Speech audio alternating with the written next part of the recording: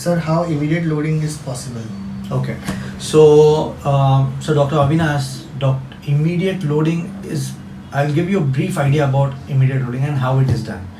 The most important aspect of immediate loading is you should know a jawbone, different variations, and why immediate loading can be done. The most important aspect is you must be aware about the maxilla is a force distribution unit and mandible is a force absorption unit. You must be very well aware about this. Okay, so what exactly happened in maxilla?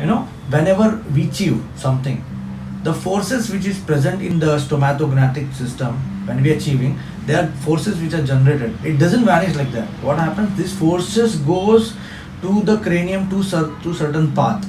Are you aware about this? Yeah. So that path in the back area of the jawbone, it goes to the posterior skull. In the middle area, it goes to the mid of the skull through the zygomatic area, and in the anterior area of the maxilla, it goes to the anterior part of the skulls through this. So these are nothing but the bone. This bone gets strong with the time because the forces are transmitting to that path, and that path is nothing but a macro trajectories of the jaw. So if you see this diagram, okay, so forces which is getting the generated in the anterior of the maxilla, it is transmitting to the skull. In the posterior mid of the maxilla, it is transmitting to the zygoma bone, and the back side it is transmitting to the Posterior side of the skull and through a pterygomaxillary junction. Okay, so if you see this, when it is passing, what is this area? This is nothing but in the premaxilla, which is that bone, is the nasal floor. And what is the center part of the bone is nasal spine. So this area, because of the continuous force, this bone become very, very strong. And also there are a lot of muscles attached. And because the muscles attachment and because the continuous forces are transmitting to those areas, this becomes very, very strong bone. And that is nothing but the basal bone. Because this bone is very strong, we don't have to rely on a cancellous bone. We engage this cortical bone in the front area of the jawbone. Okay, so I hope you got it. So that is why I always say we engage the premaxilla. In the premaxilla, we engage the nasal floor and nasal spine.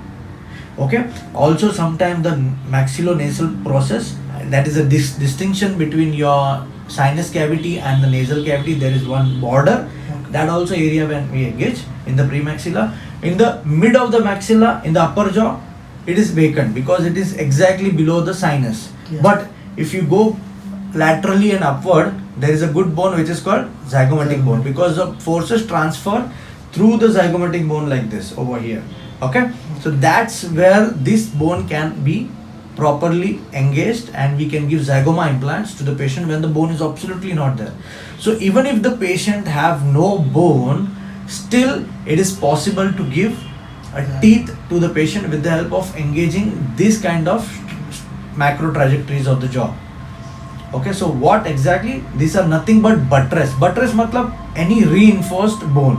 Matlab continuous force aake this bone have become so strong that implant engagement is really possible. Same way, if you see the maximum chances of implant getting rejected is in the upper back region of the jaw. Okay, so in the posterior, that means in the region of the upper back teeth, okay, the chance of because of the soft bone, this is problem. But moment you go behind the sinus, that is in the pterygomaxillary junction. Okay, so this area, that's what I say. I can show you over here. This is a pterygomaxillary. This bone, there are a lot of muscles attached, like palatine muscles are there. Then your chewing muscles, like that lateral pterygoid, medial pterygoids are attached over there. Because of these muscles and because of these fresh trajectories, the bone is very, very dense over there. So don't worry about a bone which is D3 below the sinus. We don't have to rely on that. We engage the pterygoid bone in each and every case, and then we are in a situation to load the implants easily. So when it comes to upper jaw, we have to engage 3 buttresses. The buttress number 1, we engage the nasal floor and the anterior nasal spine, and we have a maxillo-nasal buttress, okay, or maxillo-nasal buttress. That is the boundary between this. Yes. In the mid of the maxilla, usually 99% of the cases, zygoma buttress is not required because we get bone till premaxilla. Then compulsory buttress is that a pterygomaxillary buttress where we place pterygoid implants. That is very important to get the immediate loading in the upper jaw. So no matter your upper jaw is resorbed, it doesn't make any difference. If you have these buttresses, you can give immediate loading in any cases without any bone grafting. You don't have to depend on any bone grafting because this here the bone is always available. Clear? Yes. What happens moment more the bone resorption happens, still bone will be available over there because this buttress cannot vanish.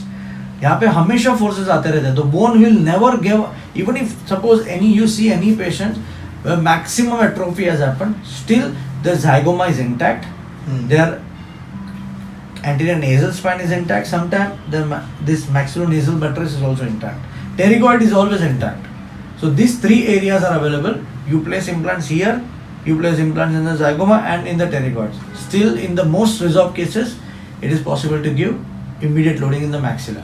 Now that is why I call maxilla is a force distribution.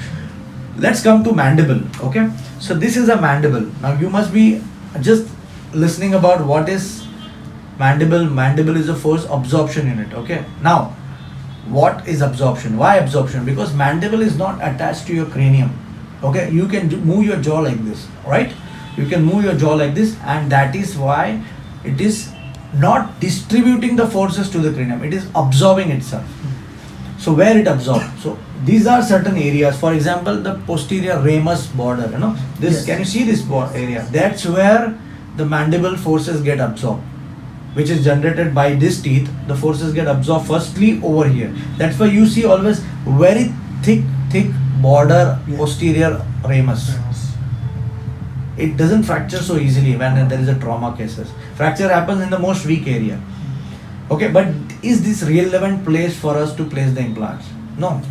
We have to locate those places where we can place the implants. And what are those cases? If you see, this is a sigmoid, this is a coronoid notch and it's coming down, and this is nothing but the external oblique ridge. It goes down. And what muscles are attached over here? Those are buccinator muscles, you know. This हम लोग ये करते हैं. This is because of buccinator muscles. So buccinator muscles are attached on the buccal cortical. Same way, if you go on inside, mylohyoid muscles are attached below the tongue. That's why you can lift the tongue. Okay, so that fan-shaped muscle is attached like everywhere inside. So this is an excellent place because there is always a mineralized bone available. Okay, now there is also good bone available on the posterior, on the border of the mandible, but we cannot go directly engage the border because there is a nerve in between. So we have to do either a lingual cortical engagement over here or a buccal cortical engagement. I hope you got clear with this. Yes. So what is cortical engagement? You will engage buccal cortical bone or you will engage the lingual cortical bone. Now I'm going to tell you which is most easiest. Okay, subsequent training I'll give you an idea about what is lingual cortical engagement. Okay, now this is for the posterior mandible. Let's come to the anterior mandible. Now when whatever forces are generated, it goes and crosses the midline like this. Same way it goes and crosses the midline on this side. Have you ever thought why there is a D1 bone in the anterior mandible? Many a times, like 90% of the cases, only the best bone which is available in the jawbone is a D1, unless the patient have an osteoporosis or some other problems. So this bone is quite mineralized and quite dense. Why? Because the forces are crisscrossing each other. यहाँ से forces आ रहा है, it goes like this, it cross. So here the forces are crisscrossing. That's why the anterior mandible is very dense. See, we find the findings. We have to know why. It is very clear that posterior maxilla is very soft. Why? Because there is a sinus which is expanding. The forces are not going into the sinus. It is going away from the sinus into the zygomatic bone. Here it is absorbing the forces. That's why this area is dense, and that's why the posterior maxilla is very soft. I hope try to understand. If you understand the bone, it is very easy to load the implants and give all your patient fixed teeth in just 3 to 5 days. It's really easy and it's really possible. The understanding bone and bone biomechanics is most important. Okay, so here we are crisscrossing the trajectories of the jaw, and that's why we get a very dense bone in the mandible. So these are most important areas where we have to place the implants.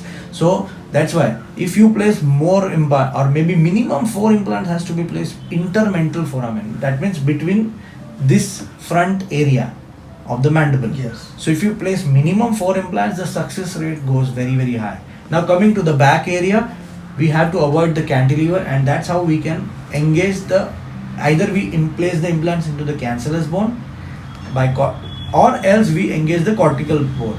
Now how cortical bone can be engaged? We will engage the either lingual cortical or buccal cortical. How? I will teach you. I'll teach you. Okay. And if the bone is quite good in height and it is T2 kind of a bone, you do under osteotomy and you place a wider implants, and then you get a good torque, and then that is kind of a immediate loading. I hope you got it clear. Yes. Clear? So this is very important in the posterior mandible, how you manage, and in the anterior mandible. So in anterior mandible, usually we don't have to depend on engaging the lingual cortical, because see, lingual corticals, there are a lot of vessels which are always present on the lingual aspect of the anterior mandible. Posterior lingual cortical, yes, no problem. Anterior lingual cortical, no, never, because there are a lot of vessels available over there, and it is definitely not a good option. So how you engage? You just go into the cancellous bone, which is already like a dense mineralized cortical bone, okay, and you get a torque, you get a very high resistance, you stop it, you place the implants. That's how you do it in the antemandible. Yes. Suppose, for example, if you don't have a great luck and patient have an osteoporosis, and if suppose patient is having a very very less mineralized bone in the anterior mandible, so you will just go straight away and engage the base of the mandible here, because here there is no vessels. Here there are no important vessels available. So here you can still engage the base of the mandible. I'm going to show you certainly some cases where how we can do that kind of situations, because base of the mandible in the anterior area is very thick. So this requires a lot of skills, and you have to be very observant when you see such kind of always study each and every OPG, each and every CBCT, and check agar isme this case is totally dangerous, how we would have managed this case and how this would have been possible, all these things. Clear? Yes. Yeah. So that is the main reason. So if you see this is what I was talking about. So we have in upper jaw these 3 trajectories, that is frontomaxillary trajectories that I told you, maxillonasil. This is all called frontomaxillary trajectories. Okay. Frontal area में maxilla, so frontomaxillary, frontozygomatic. Okay. And posterior area we have pterygomaxillary buttress. 3 buttress you engage, and then you can do immediate loading easily in each and every cases. Okay. So let's see, that's a target bone for us. We have, what is this? Nasal spine. Nasal spine and nasal floor. What is this? Here? Pterygoid. No, here. Zygomatic bone. Great. And what is this here? Pterygoid bone. Pterygoid bone. So here we can, that is our target bone. I hope you got it. Yeah. So do you think this is a reliable cortical bone? No. Because sinus is? Very close. And sinus is always expanding. So this is never a reliable cortical bone. Our reliable cortical bone is? Pterygoid. Zygoma. And nasal spine. You can be loud. And? Nasal spine. Great. Super. What about the lower? What about this area? Anterior to the canine. Okay, intermental foramen. Intermental foramen. And here, shall we place implants always? Yes. Is it compulsory to place implants over here or not? Where in the Anterior intermental foramen. Yes. That will increase your success rate. Success rate. What about the posteriors? What are 2 bones which is available? Buccal cortical and lingual cortical. Great. And if suppose bone is good in height, we can just go ahead with the compression of cancellous bone, and we can load the implants. Clear? Yes. So you got these 3 ideas. I will repeat it again. You have a nasal spine, you have a nasal floor, and you have a border, that is frontonasal buttress. Okay. You have, this is 3 areas where we can place the implants in maxillary, premaxilla. In the mid of the maxilla, we don't rely on a second cortical of the sinus, but we do rely on zygoma when the bone is very very resorbed. In the posterior maxilla, we will rely on always on pterygoid maxillary buttress. In the lower jaw, compulsory the implant has to be placed in the intermental foramen. That's where the success will rise tremendously. And in the posterior, we have three ways by which we can place implants. One is by doing lingual cortical engagement, another is by buccal cortical engagement, and the third way is just placing the implants, how you placing the implants as a conventional implants. So you will just compress the cancellous bone and engage only one cortical, that is crestal cortical. Clear? Yes. That's how we can place the implants. Okay.